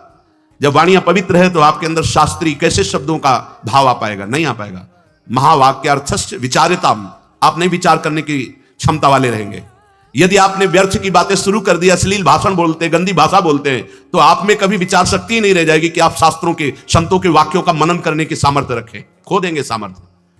बहुत अमृतमय वचन निकलते हैं मौन वाणी को पावन रखने वालों के। एकदम शहद में डूबे हुए वचन। इसलिए वाणी पर अंकुश कीजिए, जरूरत हो तो बोलिए, नहीं तो मौन। श्री जी का जस गाइए, नाम कीर्तन कीजिए, इसके अलावा मौन रहिए। इन नियम ले लीजिए। जब आए हो भगवत प्राप्ति के लिए तो काहे को बख्शो, इन इंद्रियों को सीधे अनुशासन में लीजिए ना। आपका स्वरूप इंद्रियां थोड़ी है, आप इनके संचालक हैं। आपकी सामर्थ्य से सामर्थ्यवान होकर आपको बांधे हुए हैं, आप इनको बांधिए। बहुत हो गई स्वतंत्रता इन दुष्टों की। माता देहूती जी भगवान कपिल जी से कहती, मैं ऊब गई इन दुष्ट इंद्रियों से भोग भोगते हुए, नाथ अब वो उपाय बताइए जिनसे इन दुष्ट इंद्रियों के कब्जे से मैं बाहर निकलूं। माता देहूती जी, ये बहुत दुष्ट है, ये कुछ मिनट तो लगेगा, बहुत शांत है और भगवत स्वरूप में लगने वाली हैं, और एक क्षण में गिरा के ऐसे नर्क में खड़ा कर देंगी जहां पश्चाताप ही होता है, हाथ कुछ नहीं लगता। योगस्य प्रथमम द्वारम वांग निरोधो, फिर अपरिग्रह। पहला द्वार है वाणी पर शासन कीजिए। हम वाणी गायन करेंगे, श्री जी के लीला चरित्र, नाम कीर्तन, इसके अलावा मौन। कई साधकों को यह स्पष्ट आज्ञा करी श्री जी की प्रेरणा से कि आप नहीं बोलोगे, तो उसका पालन करना चाहिए। जब सत्संग में आप सुन रहे हैं कि योगस्य प्रथमम द्वारम, तो आप अपनी वाणी को संयम में रखिए। किसी की मजाक, उपहास, किसी की चुगली, निंदा, ये सब बिल्कुल नहीं। अगर आप ये सब करते रहेंगे तो निरंतर नाम नहीं चलेगा, आप सत्संग का मनन नहीं कर पाएंगे, मनन करके आप अपने आराध्य देव में स्थित नहीं हो पाएंगे। जरूरी है मौन, जरूरी है, पर विचार मौन। ये धाम है, इसलिए हम जड़ मौन की बात नहीं करते, विचार मौन। और वो मौन ही किस काम का, जो एक शब्द में हम बात कर लेते हैं, वो 5 मिनट लगाएं। जैसे कोई बात करनी, अब वो कुछ बोला, अब उसमें पूरी एकाग्रता, पूरी सत्य नहीं, सीधे बोल दे, स्विच ऑफ कर दे, क्या चला गया। जड़ मौन के लिए फिर ना ऊ कुछ नहीं, ना लिखना, ना पढ़ना, ना कुछ, बिल्कुल बालवत परमहंस स्थिति, कोई प्रश्न नहीं, कोई उत्तर नहीं, एकदम जड़वत, जीते जी मृत, जीवन मुक्त होने के लिए। तो वो ये श्रीधाम वृंदावन है, यहां उचित नहीं, क्योंकि यहां राधा नाम स्वयं हरि रटते हैं, तो हमारी जबान की सार्थकता है, राधा नाम कीर्तन करें, वाणी जी का गायन, इसके अलावा मौन रहे। दूसरा, अपरिग्रह, उतना ही स्वीकार कीजिए जिससे आपकी जीवन यात्रा चलती, इसके बाद नहीं। एक भी वस्तु एक्स्ट्रा आपके पास नहीं होनी चाहिए। क्यों होनी चाहिए? जब रोज का रोज श्री जी दे रही तो तुम्हें एकत्रित करने की जरूरत क्या है? आपको जो दिनचर्या में चाहिए बस उतना ही, इसके आगे नहीं। एक भी कंबल एक्स्ट्रा नहीं रखना होना चाहिए, एक भी वस्त्र नहीं एक्स्ट्रा नहीं होना चाहिए। जो हमारी दिनचर्या में आ रहे हैं कि 2 कॉपिन, 2 मार्किन, बनियान, स्वेटर, 1 कंबल या 2 कंबल, जिससे आपकी दिनचर्या कट रही, बस इसके अलावा आपके पास कुछ नहीं। आपकी जो दिनचर्या है, उस दिनचर्या जो प्रभु दिए हुए हैं शरीर पालन पोषण के लिए, शरीर के लिए उतनी आवश्यक है। अगर सही दिनचर्या करनी तो राइट टाइम पे आपका पहले कंबल हटना चाहिए, समय कंबल फेंक दिया दूर, अब अपनी दिनचर्या में लग जाओ। काहे को शरीर को इतना दुलार करके बबुआ बनाए हुए हैं, कान के कंटूप ऐसे बांधे, मुंह में ऐसे बांधे, ऐसे क्या होना है इसको? ये जड़ शरीर है, जितना प्यार करोगे उतना ही परेशान करेगा ये। हाँ, इसको ज्यादा नहीं, आहार दे दिया, संयम नियम से स्नान ध्यान पूजा पाठ, हर समय भगवत चिंतन, ये जड़ है, अभ्यास है। यहां कौन बांधता है कुछ? 12 महीना झेलता है नहीं मस्तक का, ये सब कौन बांधता है? ऐसे अभ्यास, चलो इतने कमजोर अभ्यास के हैं तो जितना उचित वस्त्र उतना पहन लिया। अब ये नहीं कि सोमवार को हरा, मंगल को नीला और बृहस्पति को पीला, और अलग अलग दिन के अलग अलग स्वेटर, अलग अलग दिन के अलग अलग। भैया ये विलासिता नहीं। भगवत प्राप्ति करनी तो एक स्वेटर में 10-5 साल तो कटी जाएंगे, दूसरा हम क्यों लें? एक जिपर मिल गया, उससे शरीर ढक लिया, 10-5 साल चलेगा, 2-3 महीने पहनने को होता है। हर साल नया तो हमें क्या कार, हमें कहीं जाना है क्या पार्टी में? हमारी यही पार्टी, बाबा जी की पार्टी, भगवत मार्ग के पथिक है। उचित, उचित बिल्कुल नहीं सर। बहुत वो इसको दुलार करने का मतलब है अपना पतन करना, सच्ची मान लीजिए, इसका पतन करना। वयोवृद्ध है, रोगी शरीर, वो अलग बात है, थोड़ा तो आनंद लीजिए प्रकृति का वार सहने का। अगर शरीर रुग्ण नहीं है, जवान शरीर हो, ब्रह्मचारी हो, आग है अंदर, सहो हर प्रकृति के वार को, गर्मी सर्दी बरसात भूख प्यास, सच्चिदानंद में स्थित हो जाओ, तुम्हारा बाल बांका भी कोई नहीं कर सकता। अब मार दिन में 50 बार शीशा देखना, अब वो फंसाएगा कि नहीं फंसाएगा? चेहरा फंसाएगा ना। तिलक के सिवा दोबारा शीशा नहीं देखना चाहिए। इस देहाभिमान के राग को काटना कि पुष्ट करना है? जय बार निकले तय बार देख करके हर सेटिंग किसको दिखा रहे हो यार? क्या तुम किसी को लुभायमान करना चाहते हो क्या? हरि को? तुम्हारे इस पार्थिव शरीर पर लुभायमान होने वाले नहीं, और जो लुभायमान होगा तुमको नष्ट कर देगा। तो हमें इसको बिगाड़ के रखना है, इसको सजा के नहीं, भगवत प्रसादी आदि लगाए। हमारा देहाभिमान बार बार हमको गिराने की कोशिश करेगा। ये हम जो हंसी मजाक में भी कह रहे हैं, इसको अच्छे से समझना। ये जो 2 प्रकार की पद्धति रखी गई है, कि आप मुंडन करवा के रखिए क्योंकि आपके बालों से शोभा बढ़ेगी, और आप बाल रखा के रखिए क्योंकि आपकी शोभा बिगड़नी चाहिए। रज लगा के रखिए कि आपको ही आपके शरीर में राग न रह जाए। बात यहां ये, यहां किसी के दिखाने के लिए नहीं है, आपके शरीर में आपको राग न रह जाए। आप बार बार साबुन लगाएंगे, तेल लगाएंगे, बार बार शीशा, कंघा और अपने चेहरे को सजाएंगे तो देहाभिमान पुष्ट होगा, ये नष्ट करेगा। कुछ नहीं है, बड़ी दुर्गति है। मान लीजिए इसका अंतिम परिणाम आग में जलना, चाहे जितने चिकने कर लो गाल, चाहे जितने लाल कर लो, मरना है, पक्की बात समझो। तो जीते जी अमरत्व क्यों नहीं प्राप्त करते? अरे ऐसा रूप प्राप्त करो जिसमें गाल लाले ही रहते हैं, लालिमा लगानी नहीं पड़ती। श्री जी की दासी लक्ष्मी कोटि विलक्ष लक्षण लसल लीला किशोरी सतई, करोड़ों लक्ष्मी आश्चर्य चकित हो जाए, ऐसा रूप श्री राधा दासियों का है। गीध देह तज धरि हरि रूपा, गीध ने शरीर त्यागा, हरि रूप होकर धाम जा रहा है। बाहरी लाली लगाने से थोड़ी हरि मिल जाएंगे, बाहरी श्रृंगार से थोड़ी हरि मिल जाएंगे। प्रार्थना मान लीजिए कुछ दिन का है, धोखे में मत फंसिए, ये धोखा है। खेत में रक्षा करने वाले एक धोखा टांगते हैं, पैंट शर्ट टोपी लगा के वहां कोई नहीं होता, लेकिन पशु धोखे में हो जाते हैं। ये धोखा है। अगर पशुवत बुद्धि रखोगे तो यह धोखा तुम्हें पूरे जीवन, पूरा का पूरा जीवन नष्ट कर देगा। इसी धोखे से निकलने के लिए हमें अवसर मिला है। योगस्य प्रथमम द्वारम वांग निरोधो अपरिग्रह, वाणी से मौन रहिए, जितनी आवश्यकता है उतना वस्त्र लीजिए। एक संत भगवान आए थे, एक मार्किने से बांधे हुए थे, साल उड़ाया तो बोले आपकी आज्ञा इसलिए ओढ़ लेते हैं। तो हम कहा किसी बाहर निकल के किसी को दे देना, हमारी श्री जी की प्रसादी, इसलिए हमारी प्रसन्नता के लिए। तो उनका ओढ़ लेते हैं, पर महाराज हम रहते ऐसे ही हैं। हम कहा धन्य है, नौजवान हो, बहुत सुंदर है। तो हम कहा आप बाहर जब निकलना किसी को देखना ऐसे आवश्यक है तो आप दे देना। तो बड़े प्रसन्न हुए, आदर करके उन पर हृदय में आदर हुआ उनका, नहीं मुझे नहीं चाहिए, मैं तो जैसी रहनी से रहता हूं।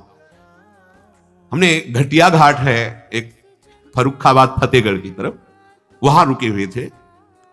एक महात्मा को देखा, वयोवृद्ध थे, एक पतली मार्किन, माघ महीना, ये कौन सा माघ चल रहा है, यही तो चल रहा है, मकर संक्रांति का अवसर। तो वहां राम नगरिया लगती है 1 महीने के लिए, जैसे प्रयाग में कुंभ में लगता है, तो गंगा किनारे हर साल मकर संक्रांति में हजारों लोग 1 महीना वास करते हैं, रोज गंगा स्नान त्रिकाल करते हैं। उन महात्मा जी के समीप रात्रि में गए तो शरीर कांप रहा था और मंत्राकार वृत्ति, एक झोपड़ी में बैठे हुए थे। बड़ी लज्जा लगी हमें अपने ऊपर कि हमारा जवान शरीर है, 30-35 वर्ष पहले की बात, और हम 1 मार्किन पहने, 1 मार्किन ओढ़े, ये तो केवल 1 मार्किन पे है, तो हमारा क्या कर्तव्य बनता है? हमको ये भी फेंक देना चाहिए। ये वयोवृद्ध हैं और मौन है, तो उनसे प्रार्थना की कि यहां आश्रम से एक कंबल ले आए, आपका शरीर कांप रहा है। ऐसे मुस्कुरा के कहा नहीं, तो चोट पे चोट लग रही थी कि धिक्कार हमारे जीवन को, ये वयोवृद्ध होकर इतना तितिक्षापूर्ण जीवन, और हम जवान होकर के इसको सह नहीं पा रहे। आप सच्ची मानना, जो तितिक्षापूर्ण है बहुत जल्दी भगवत साक्षात्कार होता है। भगवान आदेश करते तास तितिक्षस्व भारत। आज हम केवल शरीर दुलार में अपने समय को नष्ट करते हैं, शरीर पोषण में। भाई देखो, ये छोटी छोटी बातें आपको देखने में लगती होंगी बड़ी बात है, यही आपको आपके आराध्य देव से विलग किए हुए हैं। महीना भर आप केवल ऐसे आहार करके देखिए कि जिससे तुम्हारा मन कहता अच्छा उसको हटा दीजिए। आज थोड़ा त्याग मत वर्णन कीजिए, आज थोड़ा हमारे उदर में परेशानी है तो हमें केवल आप रोटी और सब्जी दीजिए। महीना भर केवल रोटी सब्जी उचित। आप देखो अगर आपके अंदर का रजोगुण तमोगुण नष्ट ना हो जाए तो कहना आपके अंदर सात्विक भाव आ जाएगा, मंत्र में स्थिति होने लगेगी। अब आप, हमने देखा है जैसे गुलाब जामुन, कचौड़ी, पकौड़ी, ये सब कहीं जैसे भिक्षान्न में मिली भी और भर पेट पा लिया तो वो रस नहीं आया भजन में। जो एक सूखी रोटी ऐसे चबा के गंगा जल पी करके जो रस आता है ना, वो नहीं आता है। सच्ची मानिए, पहले के बड़े बड़े भजनानंदी महापुरुष अपने जीवन को ऐसे ही। तो अपरिग्रह ये बहुत बड़ी बात है, साधक यहां चूक करता है। देखो आप लोग तो इतने बढ़िया अवसर पे हैं कि आपको ना किसी से मांगना है, ना आपको अपनी कोई परवाह होनी चाहिए, क्योंकि श्री जी व्यवस्था कर रही है। आपको जो वस्त्र उचित है वो ले लीजिए, जो भोजन उचित है, और अपनी सेवा और मंत्राकार वृत्ति, आपको किसी से कोई मतलब ही नहीं। आपको तो भिक्षान्न के लिए भी नहीं जाना है, अपने आप आकाश वृत्ति से प्रभु देते हैं। तो आपका रूम आपकी कुटिया है, आपकी दिनचर्या एक स्वयं की दिनचर्या है। आपके रूम में अपरिग्रह दिखाई देना चाहिए। बिछाने का, एक ओढ़ने का, जो आप जितना सहन कर सकते हैं उतना।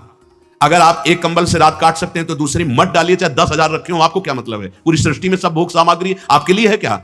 अपरिग्रह, हम जहां चूक करते हैं उसको पक्के से बांध लीजिए, अभी आनंद की धारा में आ जाओगे। वाणी को कंट्रोल, शासन, आवश्यक है तो बोलेंगे, नहीं तो मौन। दूसरा, उतना ही स्वीकार करेंगे जितने की आवश्यकता है। भगवदानुभूति के लिए एक बार तो आग लगनी चाहिए जीवन में, कि जीवन मृत तुल्य होना चाहिए। यहां जरा सा साधन बना कि पोस्टर बैनर में आ गए, प्रशंसा में आ गए, कैसे भगवत प्राप्ति होगी। अपरिग्रह और आगे, निराशा च निरीहा च नित्यम एकांत शीतला। आशा ही परमम दुखम नैराश्यम परमम सुखम। उपासक को किसी व्यक्ति, वस्तु, स्थान से कोई भी आशा नहीं होनी चाहिए। हाथ जोड़ के तुम्हारे कमरे में पहुंचा दिया जाएगा तुम्हें जो आवश्यक है। तुमको आके रजिस्टर में लिखने की जरूरत नहीं, तुम्हें मांगने की जरूरत नहीं है। तुम निष्ठापूर्वक ध्यान दे करके देखिए, ये देखा गया जीवन में, जिस समय जो आवश्यकता होती है हाथ जोड़ कर वो आता है। कौन? जिसकी शरण में हो, समझ नहीं पाते और कहता है ये वस्तु ले लो, तो आश्चर्य होता है कि ये बात कैसे कोई जान गया कि मुझे आवश्यकता थी, मेरे शरीर को आवश्यकता थी। जितनी जो आवश्यकता उतना। इसके बाद आशा ही नहीं, निराशा हमारा परम पद में पहुंचाने वाला मार्ग है। आशा ही परमम दुखम नैराश्यम परमम सुखम। किसी व्यक्ति से, किसी वस्तु की आशा बिल्कुल नहीं होनी चाहिए। तब लग जोगी जगत गुरु, जब लग रहा है निराश, जब आशा मन में भई जग गुरु जोगी दास। आशा नहीं होनी चाहिए। आशा एक ही बात की होनी चाहिए, कब किशोरी जो मिलेंगी। आशा से दासम वृष भानु जाया, तीरे समध्यास जब भानु जाया, कब मैं अपने स्वरूप में स्थित होऊंगा। इसके अलावा कोई आशा नहीं। शरीर की आवश्यकता है, मान लो यहां सुविधा है कि भाई आप यहां से ले लीजिए, तो आप ले लीजिए, नहीं तो किसी से मांगने की जरूरत नहीं। कभी तो ऐसे रहना सीखो ना, कोई आशा नहीं, कोई इच्छा नहीं, और आप हृदय की बात जानते हो। आप देखना, आपको जो शरीर की जरूरत हो आप देखते रहना, देते रहना। बिल्कुल बिल्कुल वो एक एक कदम पर देखते हैं। जो अव्यवस्थित, तो हमने देखा है, एक एक कदम पर व्यवस्था। आपको अपने स्वामी पे विश्वास होना चाहिए, आशा किसी से नहीं। आशा एक राम जी से, दूजी आशा छोड़ दे, नाता एक राम जी से, दूजो नाता तोड़ दे। यहां संसार आशा में ही तो दुख को प्राप्त हो रहा है। पिंगला वैश्या को भगवान दत्तात्रेय जी ने गुरु माना क्योंकि उसने आशा का त्याग कर दी। आशा नहीं। अब मैं पुरुषों से आशा करती थी, परम पुरुष से आशा करूंगी, अपने आत्मस्वरूप से। आप किसी की जरूरत नहीं, मैं किसी से रमण की आशा नहीं करूंगी, एकमात्र अपने आत्मस्वरूप। उसी समय उसको गुरु मान लिया। पहला, वाणी का मौन, उचित बोलो। दूसरा, सामान उतनी रखो जितनी आवश्यकता हो। तीसरा, किसी से आशा मत रखो। चौथा, निरीह, किसी भी तरह की लोक परलोक की कोई कामना नहीं। बड़ा आनंद। अभी देखो, जीवन मुक्त हो जाओगे। किसी से लोक की कोई आवश्यकता नहीं, लोक वस्तु की, और निरीह, कोई कामना नहीं। कितना हृदय अभी आनंदित हो जाएगा, प्रसन्न हो जाएगा। जैसे पीछे कहा कि अंतर्मुख होकर, निष्काम होकर जो भजन होता है उसमें मन प्रसन्न हो जाता है। उसी अखंड प्रसन्नता में परमात्मा साक्षात्कार होता है। निरीह, कोई इच्छा नहीं। आज क्या पाएंगे? कोई इच्छा ही नहीं आनी चाहिए। कुछ स्पेशल प्रार्थना होती, कुछ स्पेशल तो राधा नाम है, राधा रूप है, वो आप दे सकते हो तो दे दीजिए, नहीं वो तो नहीं, तो फिर और स्पेशल क्या हो सकता है? ये तो सब पार है संसार के। ये साधक, उपासक, चाहे गृहस्थ हो चाहे विरक्त, एक निष्ठा होनी चाहिए। एक निष्ठा। एक नए साधक को हमने देखा कि कपड़ा ऊपर से पड़ा था और गमछा पेट में बंधा था। जब प्रसाद पाने के लिए बैठे, किसी जगह हम रहते थे, वो आए थे मंडली से। हम संतों पर बहुत सूक्ष्म दृष्टि, उनके व्यवहार, उनके आचरण से, क्योंकि सब कुछ सीखने को मिलता है। तो देखा कि खींच के पेट में गमछे से गांठ बंधी थी जब वो प्रसाद को बैठे, वो पहले नहीं बंधी थी। तो उनके नजदीक गए और कहा, महाराज जी इसका क्या रहस्य, आप गमछा बांधे? बोले, साधन में एक उचित आहार चाहिए।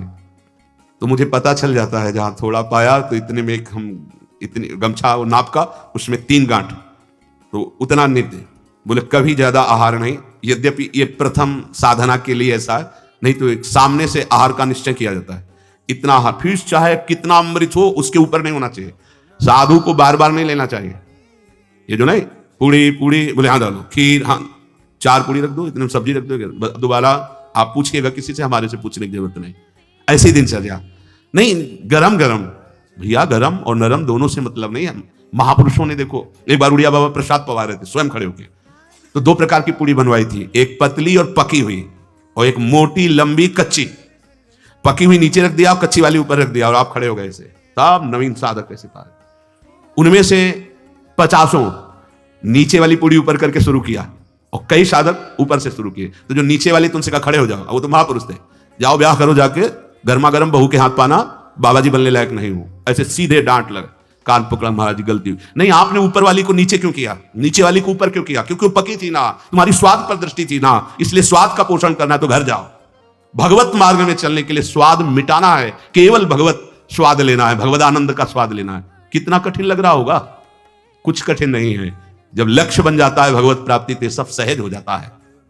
नहीं खान पान ते भावे है, नहीं कोमल वसन सुहावे है, सब विषय लगे ते खा रहा है, हरि आशिक का मग न्यारा है। समझो इस बात को।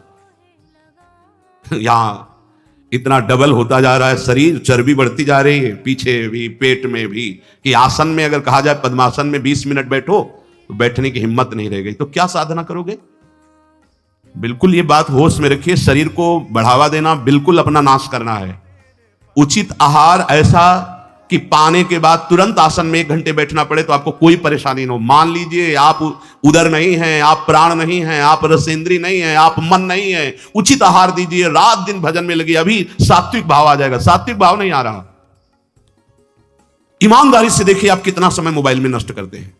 जिनके पास मोबाइल है, ईमानदारी से देखिए आप कहीं अंतर्मुख अध्यात्म की वृत्ति से युक्त हो पाएंगे? आप रजोगुणी भोजन करते हैं, आप टच वाला मोबाइल रखते हैं, आप अधिक समय उसमें, भले आप इधर उधर, क्या समय नष्ट कर रहे हो। एक एक सेकंड इतना है। जब कोई जरा सी व्यर्थ की बात करता है तो चिड़चिड़ाहट पैदा होती कि ये तुम अपना समय नष्ट कर रहे हो, समय नष्ट कर रहे हो। अरे जितने सेकंड में हम राधा राधा बोलते उतने में तुमने व्यर्थ बात सुना दी, व्यर्थ बात। चलो गृहस्थ आश्रम में व्यापार नौकरी आदमी तो उसको बेचारे को व्यवस्था है, लेकिन आप भगवत मार्ग के पथिक है। आपका बिल्कुल एक एक मिनट बड़ा कीमती है। एक एक मिनट जगत मंगल के लिए है। हम 1 मिनट में 10 बार 20 बार नाम लेंगे और वो नाम जगत को देंगे कि जगत का मंगल हो, तो हमारी साधुता सुरक्षित हो गई। निरीह इच्छा रहित और नित्य में एकांतशीलता, नित्य एकांत में शांत भाव से, शीतल भाव से। एकांत बहुत खतरनाक है नवीन उपासक के लिए, यह अनुभव की बात है। जहां आप अपने कमरे में जाएं तो समाज से ज्यादा सावधान हो जाएं। पक्की बात कह रहा हूं। समाज में तो बहुत शालीन गंभीर स्वभाव अपने को रखना ही पड़ेगा, क्योंकि हजारों की दृष्टि है। एकांत में किसी की दृष्टि नहीं है, उसकी दृष्टि है जिसके लिए आप बाबा जी बने हो या जिसके लिए आप भगत बने हो। अब एकांत आपका कहां जा रहा है वो खुद देख रहा है।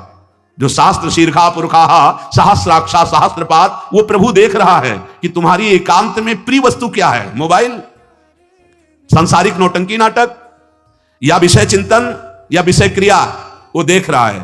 और अगर आप एकांत में शास्त्र स्वाध्याय कर रहे हैं, नाम जप कर रहे हैं प्रभु के लिए, तो वो देख रहा है, वो भी देख रहा है। इसलिए प्रार्थना है नित्य में एकांतशीलता। आपका स्वभाव एकांत में बहुत ही सावधानी पूर्वक समय कटने वाला हो। एकांत साधु का सही तो परमार्थिक। कैमरे के आगे तो सब सही बोलेंगे, सही देखना होगा, सही हरकत में रहना होगा। एकांतिक आपकी हरकत क्या है, एकांत में आपका चिंतन क्या है, यही खास बात होगी। 2 मुखड़े होते हैं, एक होता है सामाजिक, एक होता है एकांतिक। सामाजिक से भी एकांतिक सावधान साधु का मुखड़ा होता है। असाधु का समाज में बहुत बढ़िया और पीछे कुछ और होता है। हर एक व्यक्ति की बुद्धि में 2 बुद्धि होती है, एक होती सुमति, एक होती कुमति। एक होती दैवी संपदा को वर्धन करने वाली सुमत, एक राक्षसी संपदा को। अर्थात कुछ ऐसे मुखड़े होते हैं जिनका एक मुखड़ा तो देवता होता है, दूसरा राक्षस होता है। अगर एकांत में तुम्हारा चिंतन, तुम्हारा आचरण, तुम्हारा विचार, तुम्हारी क्रियाएं कुमति के द्वारा हो रही हैं तो सामने देवता बनोगे और पीछे राक्षस बनोगे। ये दुमुही चाल भगवत प्राप्ति के लिए बहुत बाधक बात है। जो तुम्हारा एकांत वही समाज, जो समाज वही एकांत। हम इष्ट और गुरुदेव के सीसी कैमरे में हर समय रहते हैं। हमारा इष्ट और गुरुदेव हर समय मुझे देख रहा है। दरवाजा बंद करने पर हम एकांत नहीं हो गए, वो गुरुदेव की दृष्टि है, हमारे आराध्य देव की दृष्टि। हमें पहले सोचना चाहिए, कुछ करने के पहले, कुछ देखने के पहले, कुछ सोचने के पहले, कि अंतर और बाहर दोनों जगह मेरे गुरुदेव सुन रहे हैं, देख रहे हैं, मेरे आराध्य देव सुन रहे हैं, देख रहे हैं। इसलिए नित्य में एकांतशीलता, एकांत में बहुत शीलवान, धैर्यवान, विनम्रता पूर्वक अपने मन को समझा करके केवल प्रियालाल में लगाना। एकांत स्थितिरिंद्रियो परमणे हेतुर्दमश्चेतसः संरोधे कर्णम समेनो विलयम यायादहम वासना। एकांत में रह करके बढ़ी हुई इंद्रियों के वेग का दमन करता है साधक, क्योंकि एकांत में इंद्रियां बहुत प्रबल हो जाती है। मन, इंद्रियां, खास जिस समय आप शयन करने जाते हैं उस समय बहुत सावधान। जब तक नींद ना आवे तब तक माला चलना चाहिए। उस समय मन के चक्कर में मत पड़ना, ये अनुभव की बात कहते हैं। जब तक आपको नींद ना आवे तब तक बैठ जाइए, माला चलाना शुरू कर दीजिए। शयन के समय खास, जिस समय आप अपने कक्ष में गए शयन करने, मोबाइल हो तो सबसे पहले कमरा बंद करने के पहले स्विच ऑफ करो, उसको बंद करो मोबाइल को। प्रार्थना मान लेना, अगर प्रार्थना मान लोगे तो प्रार्थना करने योग्य हो जाओगे। गेट बंद होने के पहले स्विच बंद होना चाहिए मोबाइल का। अब अपने कमरे में शयन के लिए गए हैं तो माला हाथ में लेकर बैठ जाओ। जब नींद आने लगे तो और धन्यवाद है कि माला छाती से लगा हुआ सो गए, धन्यवाद। अगर ऐसा नहीं है तो नींद आ गई है तो माला विराजमान किया, बिल्कुल नींद में जा रहे हैं, अब चले गए। थोड़ा भी समय इसको मनन करने का मत दीजिए उस समय, नहीं तो ये दिन भर साधन में लगाया गया है, उस समय कोई असाधन सोचवा देगा या करवा देगा। बहुत ये पॉइंट की बात है, समझ लेना। ये देखा गया है हृदय में, उसी बात को कहा गया, जब साधन काल में देखा गया है, हृदय में देखा गया कि फिर मन उस समय मतवाला होता है कि अब तो पूरे दिन हम साधन ही तो की, तो 5 मिनट की मुझे छूट दे दो। लेकिन नहीं, उस समय कठोरता पूर्वक इसको साधन में, और जब नींद आ गई तो शयन करो, जब उठे तो फिर वैसी दिनचर्या प्रारंभ कर दी। तब मन भगवदाकार। एकांत स्थिर इंद्रियो परमणे हेतुर्दमश्चेतसः। एकांत में साधक अपनी इंद्रियों का दमन करे, बढ़ावा ना दे। देखो क्या साधन है। पहले दर्शन होते थे संत भगत भागवत जन, अब भी कुछ महापुरुष भी होंगे, यहां ठाकुर जी की छवि या गुरु जी की छवि, यहां से स्मार्ट मोबाइल लगा रहता है छाती में, स्मार्ट मोबाइल। ये भैया ठीक है, व्यवहार काल के लिए यदि तुम्हारी कोई आवश्यकता हो, तुम बहुत व्यवहार में, तो हम नहीं। अच्छा बताओ आपको क्या जरूरत है? राष्ट्रपति से बात करनी है क्या आपको? किस विधान में आपको कपड़ा बेचना है, अनाज बेचना है? आपको काम क्या है? किससे बात करनी है आपको? जिनकी विशेष व्यवहारिक कोई सेवा गुरुजनों से मिली, वो तो बात उतनी ही केवल जितनी मिली है। नहीं, आप बताओ, हम भगवत प्राप्ति के मार्ग के साधकों के लिए मोबाइल भगवान की क्या आवश्यकता है? कितनी आवश्यकता है? क्यों आवश्यकता है? जैसे सिलेंडर आदि लाना है या कुछ भाई और कोई सर, तो रख लो, हम कह रहे हैं वो छोटा वाला रख लो, उससे अपना काम। ये बहुत अंदर की बात कहते हैं, क्योंकि इसमें आप स्वतंत्र कुछ भी देख सकते हैं, कुछ भी आप पढ़ सकते हैं, कुछ भी। बहुत ऐसे लाइनें में होते हैं वो सब, बस उसमें क्लिक करो, क्लिक है तो कहते हैं हाँ वो वीडियो आ जाएगा, वो वीडियो आ जाएगा तो तुम्हारा अंदर का वीडियो गायब हो जाएगा, परमार्थ वाला। एकांत स्थिर इंद्रियों पर हेतुर्दमश्चेतसः। दमन कर दो इंद्रियों का। ये कहां सीखोगे, कब सीखोगे, किस देश में सीखोगे, यदि धाम में रहकर इंद्रियों का दमन करना ना आया? इंद्रियों का दमन कर दो। इंद्रिय दमन होने से चित्त का स्वयं निरोध हो जाता है, और चित्त की वासना का नाश होते ही योगी को परमानंद का अनुभव हो जाता है। यह है खेल। इंद्रियों का दमन हुआ, मन और चित्त एक ही बात है। चित्त का निर्वासनिक होना, ब्रह्मानंद का स्फुरित हो जाना, भगवदानंद का स्फुरित हो जाना, और फिर स्फुरित होकर अविचल भाव में स्थित हो जाना। यही जीवन मुक्त अवस्था मुनि की होती है, महात्मा की होती है। साधक सिद्ध अवस्था को प्राप्त हो जाता है। इसलिए जो सत्संग में सुना उसका मनन किया जाए, उसको जीवन में धारण किया जाए। देखो बड़े भाग्य से सत्संग ये मिल रहा है जो शास्त्र सम्मत। मन का और आसक्त संसार में हो जाना, मन का भंजन होकर परमात्मा प्राप्ति के लिए चलना, ये तो बहुत ही कठिन। आप सुन रहे हो, हम बड़े कृपा पात्र हैं जो आप सुन रहे हो। आप सुन रहे हो तो हम बड़े कृपा पात्र हैं कि आप ये सत्संग सुन रहे हो। नहीं तो इस सत्संग के सुनने के लिए अपने आप से गा लो, अपने आप से सुन लो, वो तो सुनने को मिलेगा क्योंकि उसमें, लेकिन इसमें सुना है, इसमें नाश नाश नाश, काट काट, हर संबंध, हर विषय, हर मनोरंजन काट, फिर आकर के अपने स्वरूप में स्थित हो गया। हम आपके ऋणी हैं जो आप ये सत्संग सुन रहे हैं, और अगर इस सत्संग को सुनकर मनन करके आप जीवन में धारण कर लेंगे तो सच्ची मानिएगा इसी जन्म में भगवत प्राप्ति हो जाएगी, जो अत्यंत कठिन है। नहीं तो विषय रस बढ़ाने वाला, संसार पे सत्यत्व बुद्धि करने वाला, नाना प्रकार के भोगों की प्राप्ति का उपाय बताने वाला, ये तो बात मिल सकती है, ये प्रवचन मिल सकता है, लेकिन समस्त संशयों को छिन्न भिन्न करके परमात्मा स्थित करने, ये तो जब द्रवहि दीन दयालु राघव तो साधु संगति पाइए। इसलिए लाभ ले लीजिए। ये हम कह रहे हैं इसलिए नहीं, ये बहुत बड़ा संयोग बना है प्रभु का। जैसे आंधी कभी कभी आती है, ऐसे ही हरि की अनुग्रह रूपी आंधी चल गई है। अगर इस आंधी में उड़ गए तो प्रभु के पास पहुंच जाओगे, और नहीं तो आगे कलयुग की आंधी ऐसी आ रही है जो काली आंधी है, जिसमें मार्ग ही नहीं दिखाई देगा कि सतमार्ग किसे कहते हैं। जीवन का लाभ ले लीजिए। अपनी इंद्रियों को ज्यादा बहिर्मुख मत कीजिए, नाम जप कीजिए, भगवद आश्रित रहिए। जो सुनिए तो मनन कीजिए, ना पकड़ पाए तो बार बार सुनिए। आजकल तो सुविधा है कि आप इसे 1000 बार सुन सकते हैं, बार बार सुनिए, ये जरूर सुनिए, क्योंकि ये तुम्हारे मन का नाश करेगा जो वासनामय है, तुम्हारी इंद्रियों का दमन करेगा। इंद्रिय और मन को बढ़ावा देने वाला कुसंग होता है, सत्संग नहीं। सत्संग तो वही होता है जो सत्य में स्थित कर दे। बड़े भाग पाई सत्संगा तो बिना प्रयास हो भोभंगा। नाम न छूटने पावे बस, नाम चलता रहेगा तो सब ठीक हो जाएगा। जैसे भी बने, उठते बैठते चलते फिरते प्यारी जी का नाम राधा राधा रटते रहिए। शेष चर्चा आगे। श्री राधा वल्लभ लाल।